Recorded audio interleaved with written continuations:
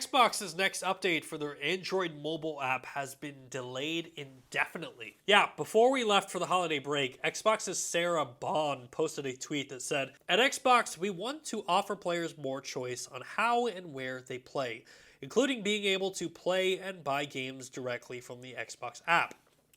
I recently shared our ambition to unlock these features first with the Google Play Store on Android devices in the United States, while other app stores adapt to meet consumer demand. Due to a temporary administrative stay recently granted by the courts, we are currently unable to launch these features as planned. Our team has the functionality built and ready to go live as soon as the courts make a final decision. We are eager to launch and give more choice and flexibility to players." Now, I got some questions because we don't know anything about this update, right? There was no details as to what this update was going to bring to the Android store, and I feel like that would change the conversation completely.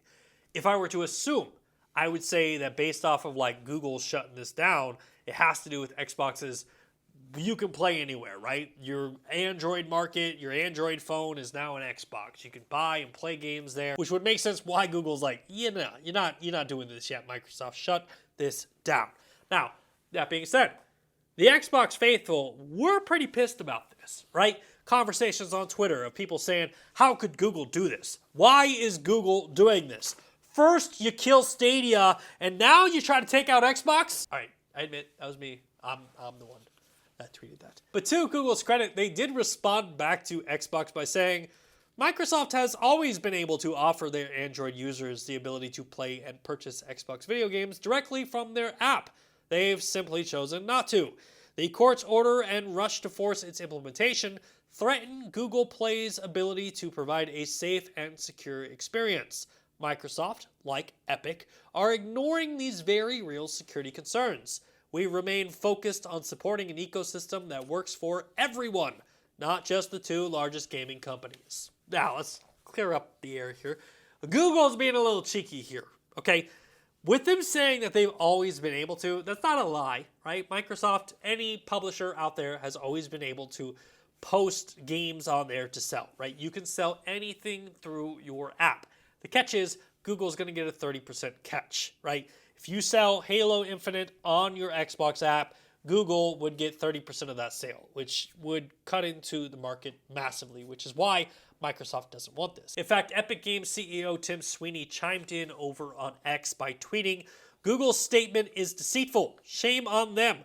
They well know that a 30% cut they demand is far more than all of the profit from game streaming. They know this because they blew hundreds of millions of dollars building the failed Stadia game business." And okay, look, Stadia's been dead for like 2 years now. Can we just all let it go, right? I say that as someone that liked Stadia, but like, why do we have to just keep bringing Stadia up? Can we just bury it and let it die in peace? Is it necessary to dig up the body of Google Stadia and just take a knife and just keep stabbing at 10? Now, the other thing I want to point out here is what both companies are talking about with the U.S. courts is that the U.S. courts are technically giving Google like a grace period here. And the grace period is mainly designed to allow Google to fight off or to appeal their decision, right? The current thing is basically saying that Google cannot charge 30% on purchases made through apps.